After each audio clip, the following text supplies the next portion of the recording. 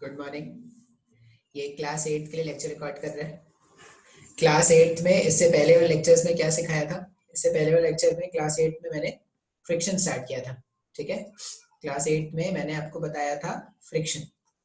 अब फ्रिक्शन होता क्या है, तो सबसे पहला तो आपको क्या करना है, फ्रिक्शन का मतलब समझना है कि अभी बस ये डेफिनेशन याद रख लेना, अभी धीरे धीरे ये समझ में आ जाएगा। फ्रिक्शन opposes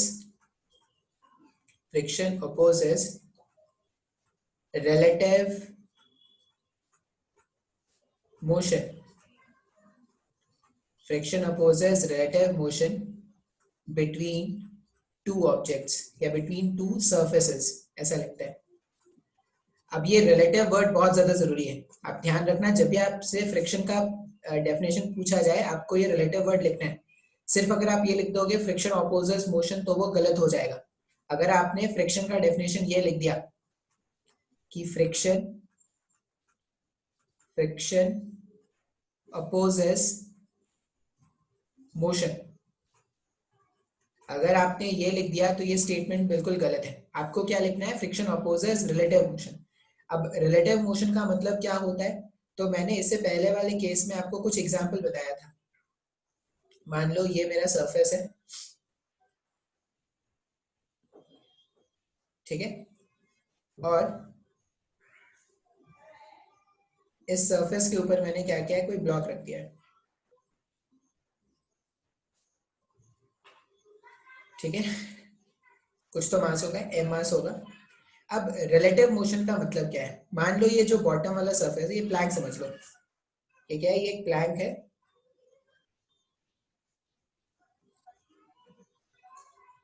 और दोनों को हमने क्या किया है, ग्राउंड के ऊपर रख दिया है। ये बॉटम में ग्राउंड है, यहाँ पर इसका मास मान लेते हैं m1 और इसका मास मान लेते हैं m2। अब एकदम ध्यान से समझना। मान लो मैं बोलूं कि m1 जो है वो रेस्ट में है, और m2 जो है वो मूव कर रहा है। मैं ऐसा बोलूं, मान लो, ठीक है। और ये क्या है, यहाँ पर ये रफ है। अब अगर आप ध्यान से देखोगे तो m2 जो है, m2 आगे भागने की कोशिश कर रहा है और m1 रुका हुआ है। इसका मतलब क्या होगा, अगर विथ रिस्पेक्ट टू m1 देखें, मतलब विथ रिस्पेक्ट टू m1 मतलब अगर m1 में खड़े होकर देखें, with respect to m1, m2 is moving. ऐसा बोल सकते हैं क्या? मान लो जो ऑब्जर्वर होता है, या अगर आप खुद को इमेजिन करते हैं, आप m1 ब्लॉक पर हो और आपका फ्रेंड m2 ब्लॉक पर है, तो आपको लगेगा कि आपके और आपके फ्रेंड के बीच में क्या हो रहा है, सेपरेशन बढ़ रहा है अगर ये m2 ब्लॉक मूव कर रहा है। मान लो ये केस 1 था। केस 2 क्या है? केस 2 है, मान लो m1 जो है वो भी कोई स्पीड से मूव कर रहा है। एग्जांपल मान लेते हैं 10 मीटर पर सेकंड से m1 इज मूविंग, ठीक है, और किस तरह मूव कर रहा है, ईस्ट के डायरेक्शन में। और m2 जो है, m2 भी 10 मीटर पर सेकंड से मूव कर रहा है, किस डायरेक्शन में, ईस्ट के डायरेक्शन में। मतलब ये m2 भी 10 मीटर पर सेकंड से इधर चल रहा है और m1 भी 10 मीटर पर सेकंड से इधर चल रहा है। अब मान लो आप इधर हो और आपका फ्रेंड अगर इस m2 वाले ब्लॉक पर है, तो आपके और आपके फ्रेंड के बीच में, ये अगर आप हो, ठीक है, ये आप, और ये बीजेपी और कांग्रेस नहीं खेल रहा मैं, ठीक है, ये अगर आप हो और ये आपका फ्रेंड है, तो आप भी क्या करो, 10 मीटर पर सेकंड से आगे मूव करो। अब ये अगर जैसे ये जो मैंने प्लैंक बनाया है, ये प्लैंक जो है, ये प्लैंक भी क्या कर रहा है, 10 मीटर पर सेकंड से प्लैंक भी आगे मूव कर रहा है, 10 मीटर पर सेकंड से आप भी मूव कर रहे हो। इसका मतलब क्या है, आपके और आपके फ्रेंड के बीच में कभी, मान लो ये जो सेपरेशन था, कुछ तो इनिशियल सेपरेशन था, मान लो 10 मीटर का या 10 सेंटीमीटर, कुछ भी ले लो, वो चेंज हुआ क्या? केस 1 में अगर आप देखोगे तो आप यहीं पर थे और m2 आगे चला गया, तो आपके और आपके फ्रेंड के बीच का जो सेपरेशन है वो चेंज हो रहा है। केस 2 में अगर देखोगे तो आप भी 10 मीटर पर सेकंड से मूव कर रहे हो, आपका फ्रेंड भी 10 मीटर पर सेकंड से मूव कर रहा है, तो आप दोनों के बीच में जो सेपरेशन है वो कभी चेंज नहीं हो रहा, 10 मीटर पर सेकंड का, ठीक है। मान लो केस 3 के बारे में बात करते हैं। केस 3, m1 जो है वो 10 मीटर पर सेकंड से ईस्ट की तरफ भाग रहा है, और m2 जो है वो 10 मीटर पर सेकेंड से वेस्ट की तरफ भाग रहा है। जैसे ये जो M1 है, मान लो ये अगर आप इस वाले ब्लॉक पे हो, अगर ये 10 मीटर पर सेकेंड से ये जो प्लैंक है वो अंदर भागा, तो आप भी क्या करोगे, आगे भागोगे। और अगर M2 इधर भाग रहा है, M2 जो है, M2 वेस्ट की तरफ भाग रहा है, M2 इधर भाग रहा है और M1 इधर भाग रहा है, तो आप दोनों के बीच का जो सेपरेशन है वो चेंज हो रहा है क्या? अब क्या मतलब होता है रिलेटिव मोशन का? मतलब होता है कि अगर आपके रिस्पेक्ट में मतलब अगर आपको ये लगे कि आपके रिस्पेक्ट में ये जो ऑब्जेक्ट है, इन दोनों का दूरी चेंज नहीं हो रहा, अगर आपको ऐसा लग रहा है कि जो आप जिसको ऑब्जर्व कर रहे हो, जैसे आप अपने फ्रेंड को देख रहे हो, अगर आपको ऐसा लग रहा है कि आपका और आपके फ्रेंड का जो डिस्टेंस है या जो सेपरेशन है अगर वो चेंज नहीं हो रहा, इसका मतलब क्या है, ये आपके रिस्पेक्ट में रुका हुआ है। लेकिन अगर आपको ऐसा लग रहा है कि आपके रिस्पेक्ट में इसका जो पोजीशन है या इसका जो डिस्टेंस है वो चेंज हो रहा है, तो ये आपके रिस्पेक्ट में क्या है, मोशन में। बात समझ में आ रहा है क्या? तो मैंने यहाँ पे क्या बोला, जैसे अगर आप केस 1 देखोगे तो केस 1 में M2 ये रुका हुआ है, लेकिन आप क्या कर रहे हो, आप मूव कर रहे हो, तो आपके रिस्पेक्ट में इसका जो दूरी है वो चेंज हो रहा है, मतलब केस 2 में रिलेटिव मोशन है या मोशन है। ठीक है, केस 2 में अगर आप देखोगे तो देखो दोनों चल रहे हैं, अगर आप सोचोगे ध्यान से तो ये भी 10 मीटर पर सेकेंड से चल रहा है, ये भी 10 मीटर पर सेकेंड से चल रहा है, लेकिन आप दोनों के बीच में रिलेटिव मोशन क्या है, जीरो है। रिलेटिव मोशन क्या है, जीरो है। यहां पर भी रिलेटिव मोशन लिखना, यहाँ पर रिलेटिव मोशन है, मतलब आपके रिस्पेक्ट में ये जो है वो मूव नहीं कर रहा। थर्ड वाले केस में भी देखोगे तो रिलेटिव मोशन है, रिलेटिव मोशन है इसका मतलब आपके रिस्पेक्ट में जो M2 वाला ब्लॉक है वो मूव कर रहा है, या M2 वाले ब्लॉक पे जो इंसान है वो मूव कर रहा है। बात समझ में आ रहा है? तो फ्रिक्शन कभी भी ये मोशन को अपोज नहीं करेगा, फ्रिक्शन जो है वो किसको अपोज करेगा, रिलेटिव मोशन को। सर मेरे को नहीं समझ पाया, एक बार ध्यान से सुन लो। रिलेटिव मोशन का मतलब क्या है, मैं अगर बोलूं कि M1 और M2 मेरे पास दो ब्लॉक्स है, और मान लो आप M1 वाले ब्लॉक पर खड़े हो और आपका जो फ्रेंड है वो M2 वाले ब्लॉक पे खड़ा है। अब मैंने केस 1 क्या लिया, मैंने केस 1 ऐसा बोला कि M2 जो है वो आगे चल रहा है, लेकिन M1 जो है वो रुका हुआ है, मतलब ये जो M1 है वो यहाँ पे रुका हुआ है। अगर M1 रुका हुआ है तो उस पर खड़े होकर जब आप देखोगे तो आप भी तो रुके हुए, तो आपको ऐसा लगेगा कि आपका जो फ्रेंड है वो आपसे दूर जा रहा है क्या? क्यों? क्योंकि M2 अगर दूर जा रहा है तो आपको ऐसा लगेगा कि आपका जो फ्रेंड है वो भी क्या हो रहा है, आपसे दूर जा रहा है। इसका मतलब क्या होगा, आपके रिस्पेक्ट में ये जो M2 है वो आगे चल रहा है, तो हम क्या बोलेंगे कि आपके रिस्पेक्ट में M2 जो है वो रिलेटिव मोशन में है। बात समझ में आ रहा है? अच्छा, सेकंड वाले केस में अगर आप देखोगे तो सेकंड वाले केस में क्या है, आपका जो फ्रेंड है, ठीक है, वो भी 10 मीटर पर सेकेंड से आगे चल रहा है और आप भी 10 मीटर पर सेकेंड से आगे चल रहे हो, तो दोनों के बीच की जो दूरी है वो तो कभी बदल ही नहीं रही, दोनों मोशन में है, ये भी मोशन में है, ये भी मोशन में है। लेकिन आपके रिस्पेक्ट में अगर आप देखोगे तो आपका फ्रेंड जो है वो क्या है, रेस्ट में। बात समझ में आ रहा है? केस 3 में अगर देखोगे तो आप इस डायरेक्शन में भाग रहे थे, आपका फ्रेंड इस डायरेक्शन में भाग रहा है, दोनों के बीच की जो दूरी है वो चेंज हो रही है क्या? मतलब आपके रिस्पेक्ट में आपका जो फ्रेंड है वो मोशन में। रिलेटिव मोशन को मैं एक और एग्जांपल से बता देता हूँ, फिर आगे बढ़ेंगे, क्योंकि जब तक रिलेटिव मोशन नहीं समझेंगे तब तक फ्रिक्शन समझना मुश्किल है। जैसे मान लो क्या है,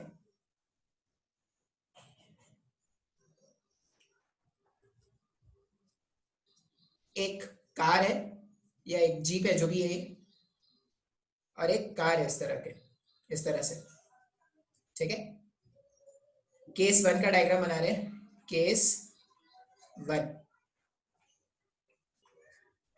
केस 1 में क्या है, वेलोसिटी ऑफ कार भी जीरो है और वेलोसिटी ऑफ जीप भी जीरो है, ये भी रुका हुआ है, ये भी रुका हुआ है, और मान लो इनके बीच की जो दूरी है वो d।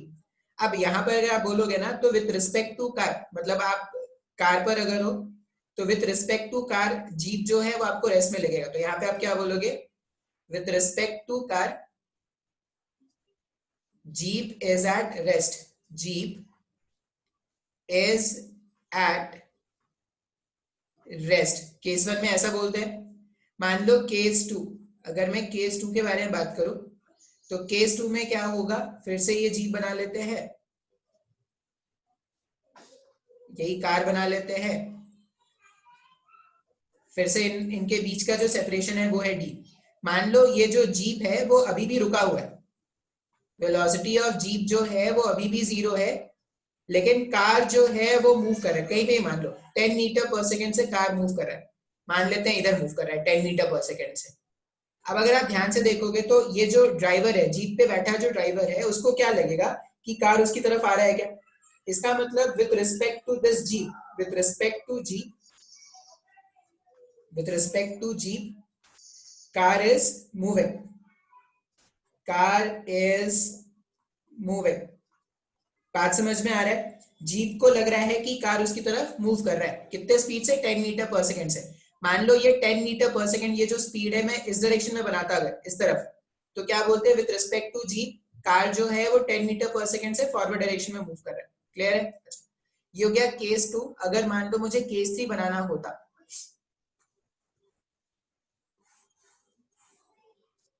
केस 3 में क्या करते हैं? सेम जीप बना लो,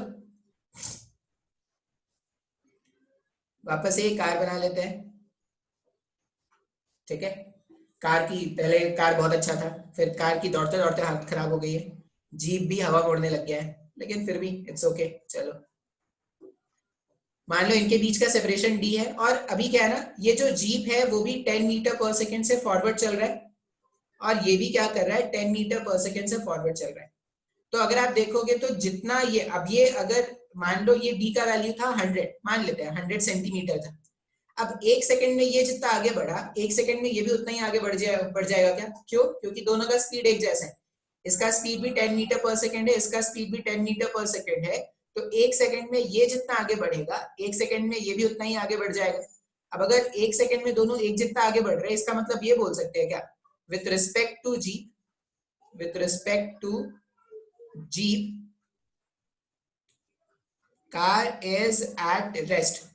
दोनों एक्चुअल में मूव कर रहे हैं, ग्राउंड से अगर कोई देखता तो बोलता कि कार भी चल रहा है, जीप भी चल रहा है, लेकिन जीप वाले बंदे को ऐसा लगा कि कार तो रुका हुआ है, वो तो चल ही नहीं रहा है, ठीक है? तो ये कौन सा केस था? ये मेरे पास था केस 3। उसी तरह अगर मैं एक और एग्जांपल लूं, मान लो केस 4। केस 4 में अगर मैं बात करूं, मान लो ये चल रहा है 20 मीटर पर सेकेंड से, और ये चल रहा है 10 मीटर पर सेकेंड से, ठीक है? जो हमारे पास जीप है, वो जीप क्या कर रहा है? 20 मीटर पर सेकेंड से आगे चल रहा है, और कार जो है वो 10 मीटर पर सेकेंड से आगे चल रहा है। तो यहाँ पर अगर आप देखोगे तो देखो एक सेकेंड में ये क्या करेगा? 20 मीटर आगे बढ़ जाएगा, ये एक सेकेंड में 10 मीटर ही आगे बढ़ पाएगा। मान लो दोनों के बीच में इनिशियल दूरी थी 100 मीटर की, अब एक सेकेंड के बाद ये 20 आगे बढ़ गया और ये 10 आगे बढ़ गया, तो अब इनके बीच का सेपरेशन 90 हो जाएगा क्या? क्यों? ये 20 आगे बढ़ा, ये तो सिर्फ 10 ही आगे बढ़ा ना, तो ये 10 अंदर आ गया क्या इसके रिस्पेक्ट में? इसका मतलब क्या होगा? केस 4 में ऐसा बोलेंगे, with respect to G, with respect to G car is moving towards it. अब ये टूवर्ड्स इट, सर आपने ऐसा क्यों लिखा? क्योंकि आप ध्यान से देखना, तो कभी भी अगर आप ट्रैवल कर रहे हो, आप कभी भी ट्रैवल कर रहे हो तो आपको ऐसा नहीं लगता कि आप मूव कर रहे हो। जैसे मान लो आप कभी हाईवे में चल रहे हो, और आप हाईवे में चल रहे हो और आपने किसी आपके हाईवे से आपने देखा कि आपके आगे कोई कार है वो चल रही है, और अगर वो कार का स्पीड होता है ना, तो आपको ऐसा लगता है ना, आप बैठे बैठे आपको ऐसा लगता है कि कार पीछे आ रही है। आप कभी ऐसा नहीं अज्यूम करते हो कि आप मूव कर रहे हो, आप ऐसा सोचते हो कि आप रुके हुए हो और कार जो है वो पीछे से, मतलब कार जो है वो आगे से आके आपको क्या करने वाली? हिट करने वाली। ऐसा ही कुछ रिवर्स भी आपके साथ होगा। जब आप कभी कार या बाइक या स्कूटी कुछ भी अगर चला रहे होगे, आप रियर व्यू मिरर में देखना, अगर कोई बहुत ही हाई स्पीड से ऑब्जेक्ट आपके पीछे से आ रहा है, तो आपको ऐसा लगेगा कि आप रुके हुए हो और वो जो ऑब्जेक्ट है वो आपको आके हिट करने वाला है। इसी कंसेप्ट को हम क्या बोलते हैं? Relative motion. अब रिलेटिव मोशन का बहुत ही सिंपल सा मतलब है, रिलेटिव मोशन का मतलब है कि एक के रिस्पेक्ट में दूसरा चलता हुआ दिखे, या एक के रिस्पेक्ट में अगर दूसरे का पोजीशन चेंज होता हुआ दिखे, तो उसको क्या बोलते हैं? रिलेटिव मोशन बोलते हैं। मोशन होना अलग बात है, रिलेटिव मोशन अलग बात है। अब मोशन और रिलेटिव मोशन में क्या डिफरेंस है? देखो, मोशन का मतलब होता है, जैसे इस वाले केस में, अगर केस 3 में देखोगे तो ये भी 10 मीटर पर सेकेंड से चल रहा है, ये भी 10 मीटर पर सेकेंड से चल रहा है, दोनों के दोनों जो है वो ग्राउंड के रिस्पेक्ट में, मतलब कोई ग्राउंड वाला बंदा अगर इसको देखता तो बोलता भाई ये तो कार जीप जो है वो 10 मीटर पर सेकंड से आगे चल रहा है, कार जो है वो भी 10 मीटर पर सेकंड से आगे चल रहा है। लेकिन ये जीप वाला बंदा जब कार को देखेगा तो वो जीप वाला बंदा ऐसा बोलेगा कि कार तो चल ही नहीं रहा, कार तो रुका हुआ है। इसी को हम क्या बोलते हैं, रिलेटिव मोशन। रिलेटिव मोशन का मतलब है कि with respect to observer, with respect to observer मतलब देखने वाला जो भी है, जो भी मोशन को एनालाइज कर रहा है, उसके रिस्पेक्ट में पार्टिकल का मोशन होता है या नहीं होता। जैसे अगर मैं बोलूं कि मान लो ये जो केस थी था, इसमें अगर कोई बंदा ग्राउंड पर है ना, ऐसे वो ग्राउंड पर खड़ा है तो वो क्या बोलता है, ये भी चल रहा है ये भी चल रहा है। अब जब जीप वाला बंदा इसको देखेगा ना, तो ये आपके साथ भी हुआ होगा, जब आप हाई स्पीड से कार में बाइसाइकिल में मूव कर रहे होते हो, तो आपको लगता है ये जो सीनरी है पीछे, जो ये जो ट्री, स्कूल कॉलेजेस ये जो होते हैं वो पीछे भागते हैं। आप कभी ये नहीं सोचते कि आप आगे जा रहे हो, आप हमेशा ये सोचते हो कि यहाँ पे जो पेड़ पौधे हैं वही पीछे भाग रहे हैं। आपने ऐसा फील किया भी होगा। इसी कंसेप्ट को हम क्या बोलते हैं, रिलेटिव मोशन। एक ऑब्जर्वर हमेशा ये सोचता है, ऑब्जर्वर कौन है सर, तो वो जो मोशन को एनालाइज कर रहा है। जैसे तुम अगर एक मूविंग कार में बैठे हो और तुम एक पार्टिकल को ऑब्जर्व कर रहे हो, तो तुम ऑब्जर्वर हो। तुम्हें ऐसा लगता है कि वो जो ट्री है, वो जो स्कूल है, कॉलेज है, रुकी हुई गाड़ियां है, वो पीछे भाग रही है और आप आगे जा रहे हो। आप कभी ये नहीं सोचते कि आप मूव कर रहे हो। बात समझ में आ रहा है क्या? तो रिलेटिव मोशन का मतलब होता है विथ रिस्पेक्ट टू ऑब्जर्वर। अगर देखने वाले के रिस्पेक्ट में, अगर देखने वाले के रिस्पेक्ट में कोई भी पार्टिकल अगर अपना पोजीशन चेंज करे तो उसे क्या बोलते हैं कि पार्टिकल जो है वो रिलेटिव मोशन में है। ठीक है, तो एक पूछते हैं ना कि क्या चल रहा है, एक बहुत कॉमन सा स्टेटमेंट है, लोग पूछते हैं क्या चल रहा है, तो आप क्या बोलना, क्या चल रहा है, क्या रुका हुआ है।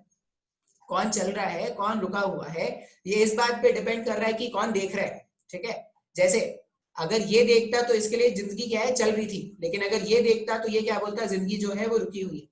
बात समझ में आ रहा है? तो क्या चल रहा है या क्या रुका हुआ है, ये इस बात पे डिपेंड करता है कि फ्रेम ऑफ रेफरेंस कौन है।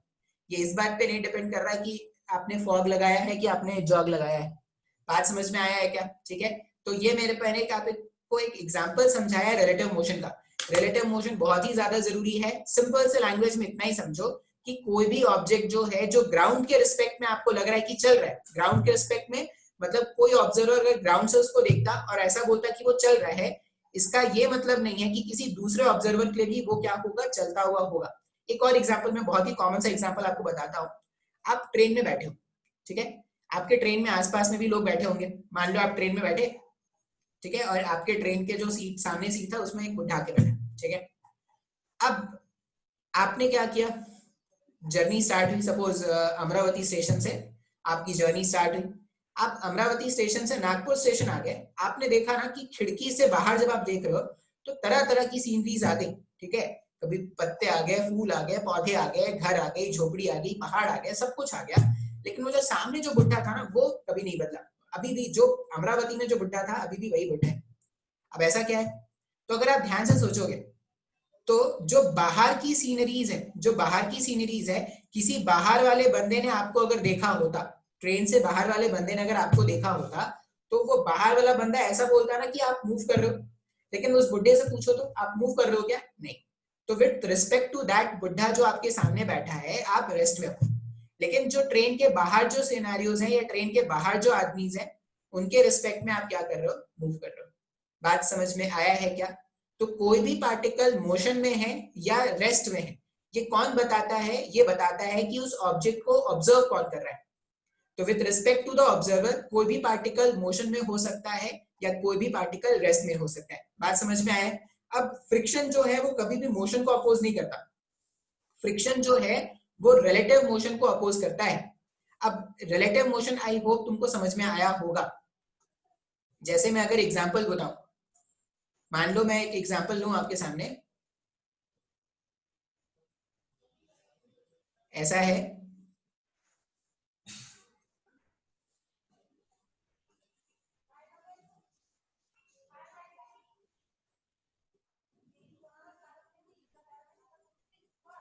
ठीक है, मान लो ये ग्राउंड है और ये ब्लॉक है। अब ये जो ब्लॉक है और ये जो ग्राउंड, ये ब्लॉक नहीं लेते, प्लैंक ले लेते हैं, समझाना ज्यादा आसान हो जाएगा।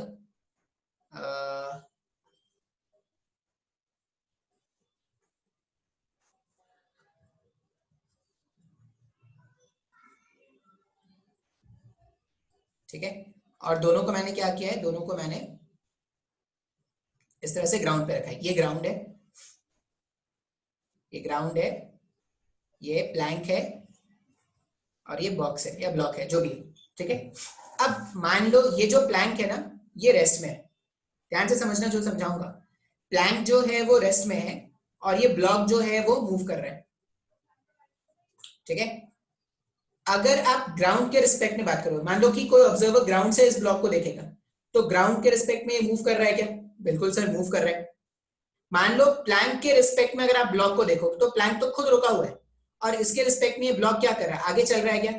मतलब with respect to this plank, ये जो ब्लॉक है वो आगे मूव कर रहा है ना। अब अगर यहां पर इसके रिस्पेक्ट में, प्लैंक के रिस्पेक्ट में अगर ये ब्लॉक आगे चल रहा है, मतलब with respect to plank, with respect to plank, block is in motion। अब यहां पर अगर देखोगे ना, तो प्लैंक के रिस्पेक्ट में ये आगे निकलना चाह रहा है क्या? अब जैसे ये प्लैंक के रिस्पेक्ट में आगे निकलना स्टार्ट करेगा ना, तो यहां पर एक फोर्स डेवलप होना स्टार्ट हो जाएगा, जिसको हम क्या बोलते हैं, फ्रिक्शन। सर नहीं आया समझ में? हमने क्या बोला कि फ्रिक्शन क्या चाहता है? फ्रिक्शन रिलेटिव मोशन को अपोज करना चाहता है। फ्रिक्शन मोशन को अपोज नहीं कर रहा। फ्रिक्शन किसको अपोज करना चाहता है? दो लोगों के आपस के स्लिप करने को फ्रिक्शन क्या करता है? रोकना चाहता है। जैसे अगर ये ब्लॉक मूव करके आगे चला जाता, तो इनके बीच में जो कॉन्टैक्ट बना हुआ था वो टूट जाता क्या? वो छूट जाता ना। तो फ्रिक्शन को ये नहीं पसंद कि दो लोगों का कॉन्टैक्ट छूटे।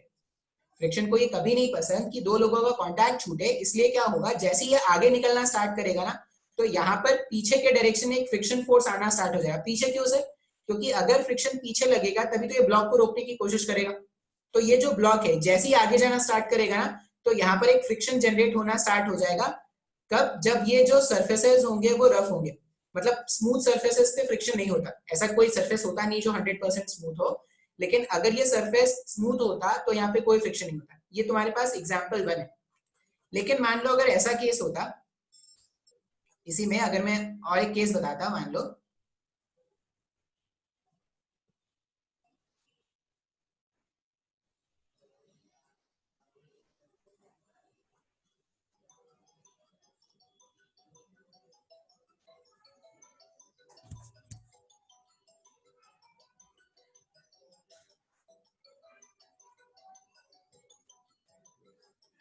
यहाँ पर अगर मैं केस बताता, मान लो ये जो मास है ये m मास है, और ये मान लो वही मेरा प्लैंक है, ठीक है। अब मान लो ये भी 10 मीटर पर सेकेंड से आगे चल रहा है, और ये भी 10 मीटर पर सेकेंड से आगे चल रहा है, ठीक है। अब अगर ये भी देखोगे तो ये भी 10 मीटर पर सेकेंड से आगे चला, ये भी 10 मीटर पर सेकेंड से आगे चला। तो जितना ये आगे बढ़ रहा है उतना ही ये भी आगे बढ़ रहा है क्या? तो यहाँ पर जो सरफेस था ना, इन दोनों के बीच का जो कॉन्टैक्ट सरफेस था, ये कॉन्टैक्ट सरफेस, इनके बीच में कोई स्लिपिंग हुई क्या? नहीं। इनके बीच में कोई रिलेटिव मोशन हुआ क्या? नहीं। तो इस केस में अगर तो कोई तुमसे पूछेगा ना कि फ्रिक्शन कितना है, तो आप सीधा बोल देना फ्रिक्शन क्या है? 0 है। बात समझ में आ रहा है क्या? फ्रिक्शन तभी एक्ट करता है जब दो सरफेस के बीच में रिलेटिव मोशन होता है। अगर रिलेटिव मोशन नहीं है तो फ्रिक्शन भी क्या होगा? 0 होगा। जैसे अगर मैं और एग्जांपल से तुमको बताने की, आप स्क्रीन पॉज करके नोट करते रहना ये सब। मान लो मैं और एग्जांपल अगर बताऊं, जैसे ये मान लो मेरा ग्राउंड है, और इसके ऊपर मैंने क्या कर दिया, एक ब्लॉक रख दिया, सिंपल ऐसे, ठीक है। ये ग्राउंड था, और इसके ऊपर मैंने क्या कर दिया है, एक ब्लॉक रख दिया है। अब ग्राउंड के ऊपर अगर मैंने ब्लॉक रख दिया और मैंने बोला कि दोनों ऐसे ही रखे पड़े, और मैंने पूछा कि यहाँ पर ये रफ भी है, ये क्या है? रफ है। अब ग्राउंड के रिस्पेक्ट में ब्लॉक आगे चल रहा है क्या? नहीं। ग्राउंड के रिस्पेक्ट में ब्लॉक तो रुका हुआ है ना। अगर ग्राउंड के रिस्पेक्ट में ब्लॉक रुका हुआ है, नहीं चल रहा, इसका मतलब फ्रिक्शन क्या है? यहाँ पर फ्रिक्शन 0 है। सर ये नहीं समझ में आया, तो फिर ये रेस्ट में क्यों है? क्योंकि इसको कोई चलाने वाला फोर्स नहीं है। जैसे ही तुम यहाँ पे फोर्स लगाओगे, वो ब्लॉक क्या करता है? चलना स्टार्ट कर देता। अगर कोई फोर्स नहीं अप्लाई किया तो ये खुद से तो नहीं चलेगा ना। बात समझ में आ रहा है क्या? तो हम ये जनरली अपने को ऐसा लगता है कि मान लो कि एक टेबल है, टेबल में एक बुक रखा है, तो वो रेस्ट में क्यों है? क्योंकि फ्रिक्शन एक्ट कर रहा है। नहीं, वो गलत सोचना है। फ्रिक्शन तो अभी लगेगा ही नहीं। फ्रिक्शन तब लगना स्टार्ट होगा जब या तो ये दोनों सरफेसेस के बीच में या तो ये दोनों सरफेसेस एक दूसरे पे स्लिप करना स्टार्ट कर दे या स्लिप करने की कोशिश हो। जैसे स्लिप करने की कोशिश का मतलब क्या है, मान लो मैंने बोला होता कि मैंने, इससे पहले वाले लेक्चर में मैंने बताया था, मैंने इसमें फोर्स लगाना स्टार्ट किया होता, मान लो मैंने अप्लाई किया था फोर्स, मैंने फोर्स अप्लाई किया लेकिन ये नहीं चल रहा है। अब अगर ये नहीं चल रहा है इसका मतलब क्या है, किसी ने इसको रोका होगा क्या, तो किसने रोका होता, तो यहाँ पर एक फोर्स जनरेट हो रहा है, फ्रिक्शन, वो इसको रोक रहा है।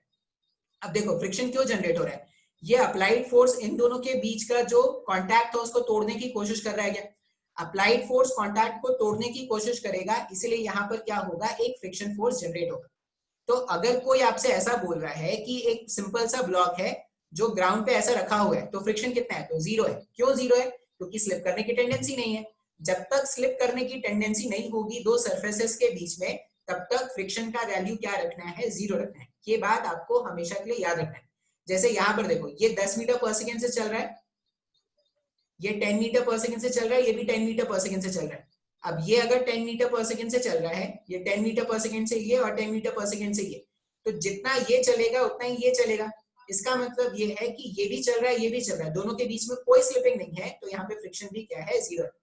तो हमेशा याद रखना है कि फ्रिक्शन जो होगा वो तभी आता है दो सरफेसेस के बीच में, जब दो सरफेसेस के बीच में क्या हो जाए, रिलेटिव मोशन की टेंडेंसी हो जाए। रिलेटिव मोशन मतलब एक के ऊपर दूसरा जो है वो स्लिप करने की कोशिश करे, तब दोनों के बीच में एक फोर्स जनरेट होता है जिसको हम क्या बोलते हैं, फ्रिक्शन। तो फ्रिक्शन को मैं बोलूं, आप ये याद रखना, जब भी दो सरफेसेस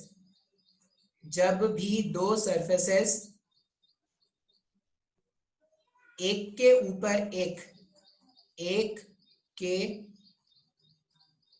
ऊपर एक स्लाइड करना स्टार्ट करे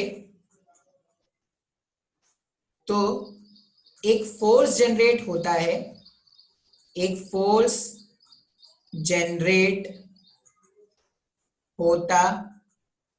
है, जो रिलेटिव स्लिपिंग को रोकने की कोशिश करता है, जो रिलेटिव स्लिपिंग को रोकने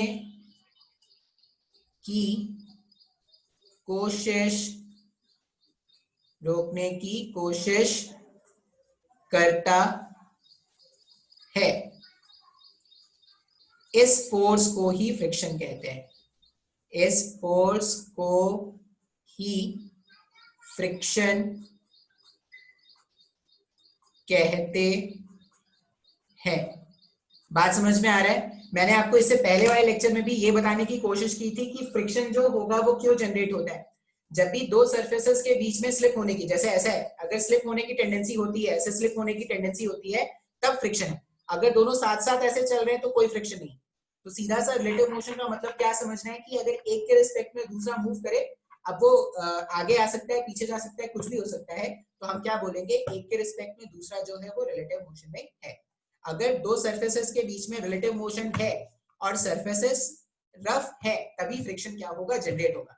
अब फ्रिक्शन ऐसा जनरेट होता है जो दोनों पार्टिकल्स के स्लिपिंग को अपोज करने की कोशिश करे। तो इस तरह से क्या करते हैं, फ्रिक्शन का डायरेक्शन बताते हैं। तो आज इतना ही रहने देते हैं, ठीक है।